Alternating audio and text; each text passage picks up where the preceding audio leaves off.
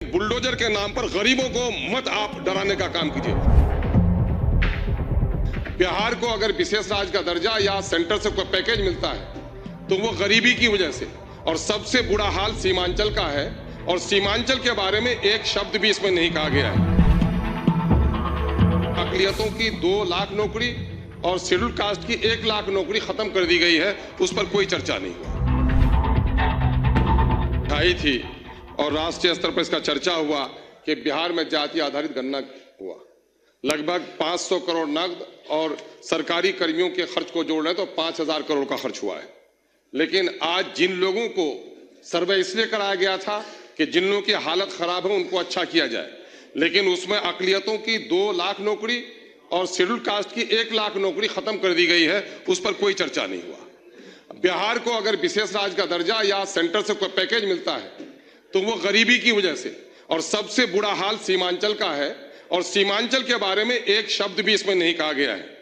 AMU और AIIMS जैसे संस्थाओं को सीमांचल की जरूरत है, उस पर कोई बात नहीं की गई है। रेवेन्यू में व्यापक भ्रष्टाचार है, पूरे तौर पर रेवेन्यू के कर्मचारी लोगों को लूट रहे हैं। साइकिल, पोशाक, मध्याह्न भोजन सब जोड़ लें, जितना आप देते हैं उससे कई गुना ज्यादा रैयतों से लोग वसूल कर रहे हैं, उस पर कोई कार्रवाई नहीं हो रही है। हेल्थ के मामले में अगर आप देखेंगे, मेरे विधानसभा क्षेत्र और सीमांचल की यही हालत है कि मेरे यहाँ 35 डॉक्टर होना चाहिए 5 लाख आबादी में, सिर्फ 11 डॉक्टर हैं। क्या आज के दिन में भी हमारे साथ यही नाइंसाफी रहेगी? एजुकेशन का हाल चौपट है।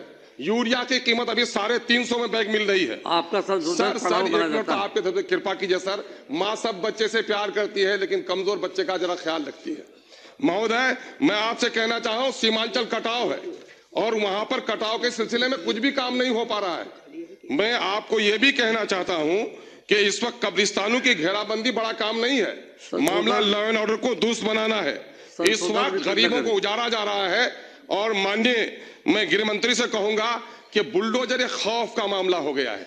कानून का राज जरूर स्थापित कीजिए, लेकिन बुलडोजर के नाम पर गरीबों को मत आप डराने का काम कीजिए। अमीरों के जो महल बने हैं गैर कानूनी तौर पर, उन पर बुलडोजर लगा दीजिएगा तो यकीनन है कि आपको हम लोग शाबाशी देंगे, लेकिन गरीबों की झोपड़ी को उजाड़ कर जिनको रोजगार नहीं दे पाए हैं उनकी वैकल्पिक व्यवस्था कर दीजिए, फिर उनको उजाड़ने, उनको हटाने का काम कीजिए। बहुत बहुत महोदय, आपने समय दिया उसके लिए बहुत बहुत शुक्रिया।